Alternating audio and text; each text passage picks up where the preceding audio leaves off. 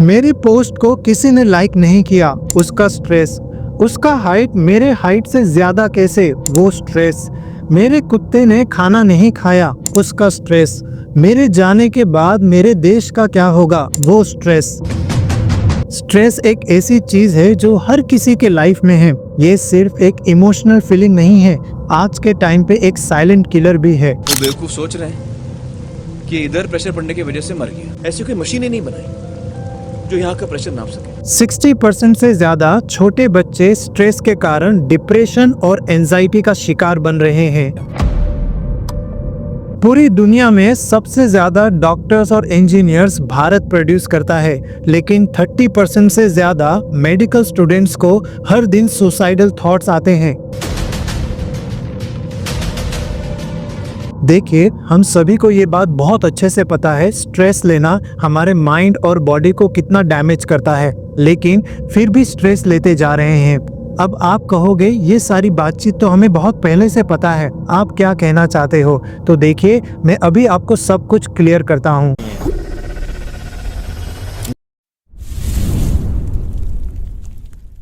Stress management के लिए हमें सबसे पहले स्ट्रेस को समझना बहुत जरूरी है।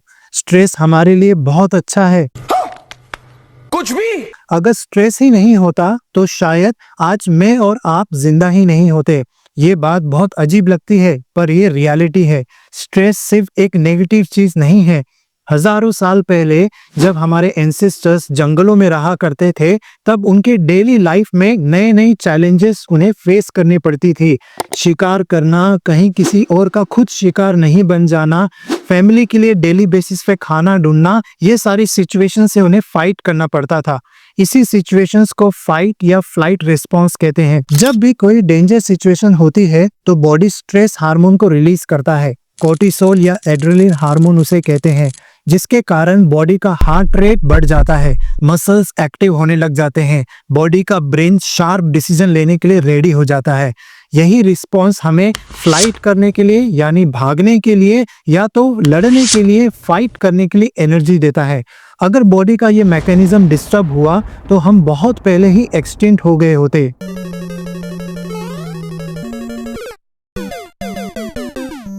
लेकिन अगर ये स्ट्रेस क्रोनिक बन जाए, मतलब लंबे समय तक रहा, तो ये हमारे लिए बहुत खतरनाक हो सकता है। सबसे पहले बॉडी का फिजिकल डैमेज होगा। क्रोनिक स्ट्रेस के कारण बॉडी का heart problems, high blood pressure और डाइजेस्टिव इश्यूज हमें फेस करना पड़ेगा।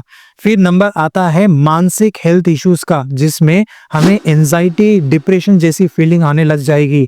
स्ट्रेस का काम है हमें एक शॉर्ट टर्म तक सर्वाइवल एज देना, लेकिन कोई पर्सन इसे बहुत लंबे समय तक रखे तो फिर ये स्ट्रेस उसके बॉडी और माइंड के लिए जहर का काम करने लग जाता है।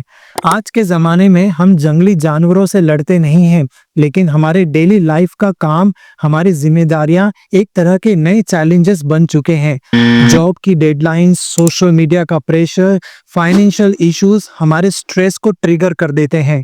स्ट्रेस हमेशा रहेगा, लेकिन हमारे पास एक चॉइस होता है। क्या हम स्ट्रेस को कंट्रोल कर रहे हैं या स्ट्रेस हमें कंट्रोल कर रहा है? स्ट्रेस को समझना और मैनेज करना आज के टाइम की जरूरत है। अगर आप भी अपने लाइफ को स्ट्रेस फ्री और बैलेंस्ड बनाना चाहते हैं तो मेरे स्ट्रेस मैनेजमेंट के कोर्स को अभी ज्वाइन कीजिए।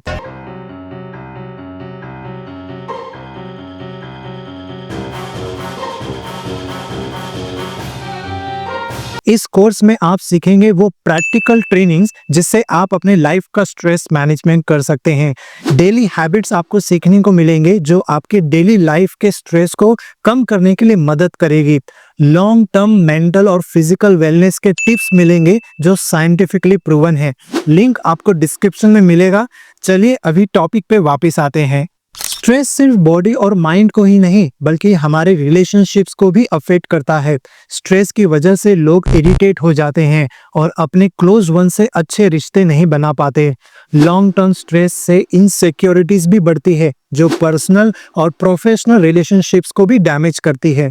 आज के टाइम में इंडिया में 75% प्रोफेशनल पर्सन ऐसे हैं जो डेली बेसिस पे बर्नआउट के शिकार हो चुके हैं, जिसके वजह से उनकी वर्क की एफिशिएंसी और करियर का ग्रोथ दोनों ही नेगेटिव ग्राफ पे जा रहा है। इंडिया में स्ट्रेस एक यूनिक एंगल के तरीके से देखने में मिलता है। जॉइंट फैमिली के कल्चर में हर मेंबर्स के ऊपर हर किसी का एक ना एक एक्सपेक्टेशंस है। यही एक्सपेक्टेशंस हर किसी के लाइफ में कुछ ना कुछ स्ट्रेस ऐड ऑन कर रहा है। एक और बहुत बड़ा स्ट्रेसर का काम करता है दुनिया में सबसे बड़ा रोग मेरे बारे में क्या कहेंगे लोग। प्रोफेशनल सक्सेस हो या फैमिली लाइफ का फेलियर, इन सभी का असर एक पर्सन के इमेज पे पड़ता है, जो गिल्ट और स्ट्रेस को बढ़ा देता है। स्ट्रेस के अंदर हम इम्पल्सिव या गलत डिसीजन लेने लग जाते हैं। स्टडीज ये बताती है क्रॉनिक स्ट्रेस के वजह से एक इंडिविजुअल अपना लॉजिकल और प्रॉब्लम सॉल्विंग जो एटीट्यूड है उसे भूलता जाता है। स्ट्रेस को समझना जितना जरूरी है उतना ही जरूरी है उसका सोल्यूशन भी ढूंढना। हम स्ट्रेस को कंप्लीटली अपने लाइफ से एलिमिनेट नहीं कर सकते, लेकिन इसे इफेक्टिवली मैनेज जरूर कर सकते हैं, जिसमें नंबर 1 टेक्निक आता है इंस्टेंट स्ट्रेस को रिलीज करना। अगर स्ट्रेस को इंस्टेंट रिलीज करना है तो हमें 3 फिंगर फॉर्मूला को याद करना होगा। इस 3 फिंगर फॉर्मूला में हमें तीनों फिंगर्स को अपने हथेली के इस हिस्से में रखनी होगी और जो 4th फिंगर है इस एरिया को हमें जेंटली प्रेस करना होगा क्लॉकवाइज। हमारे बॉडी में बहुत सारे ऐसे पॉइंट्स होते हैं जहाँ पे एनर्जी ब्लॉक्स हो जाते हैं और ये स्ट्रेस के वजह से एनर्जी ब्लॉकेजेस आगे चल के बड़ी सारी लाइफस्टाइल डिजीजेस दिया देते हैं। जब हम इस पॉइंट में अपने बॉडी को रिलीज करने के लिए मदद करते हैं तो हमारे एनर्जी के ब्लॉकेजेस ओपन हो जाते हैं, जिसके वजह से बॉडी का स्मूथ फंक्शनिंग करने में बॉडी को मदद मिलता है। हम जब इस तरीके की एक्सरसाइज करते हैं तो हो सकता है यॉर्निंग या फिर हमें स्लीपिंग के जैसे फीलिंग्स आ सके, जो कि बहुत नेचुरल है। इसका मीनिंग ये है कि हमारे एनर्जी के ब्लॉकेजेस खुल रहे हैं। नंबर 2 टेक्निक है हमारे बॉडी के तीनों ही ब्रेन को हैप्पी रखना। हमारे बॉडी का सबसे पहला ब्रेन होता है यहाँ, दूसरा ब्रेन होता है हमारा गट यानी हमारा इंटेस्टाइन और तीसरा ब्रेन होता है हमारा हार्ट। जब भी कोई पर्सन स्ट्रेस या ओवर थिंकिंग करने लग जाता है तो वो ओवर थिंकिंग का पेनफुल थॉट ना सिर्फ ब्रेन का एक्स्ट्रा एनर्जी कंज्यूम करता है बल्कि गट के लाइनिंग्स को भी डैमेज करता है, जिसके वजह से हमारे गट में जो बहुत अच्छे तरीके से हेल्दी बैक्टीरिया पाए जाते हैं उनकी पॉपुलेशन घटने लग जाती है और इसी कारण के वजह से आगे चल के हमारा गट का लाइनिंग बिगड़ता है और वो इंडिविजुअल लीकी गट का शिकार हो जाता है। तीसरा टेक्निक होता है अपने ब्रेन को ऑक्सीजनेटेड रखना। कोविड-19 के टाइम पे ऑक्सीजन की रियल वैल्यू हम सभी ने समझी थी। हमारा ब्रेन 2 पार्ट्स में डिवाइडेड है, लेफ्ट साइड ब्रेन और right side brain. Right side brain जो होता है, अगर इसमें ऑक्सीजन की कमी पड़ती है तो एक पर्सन अपने इमोशनल फीलिंग्स को बैलेंस नहीं कर पाता।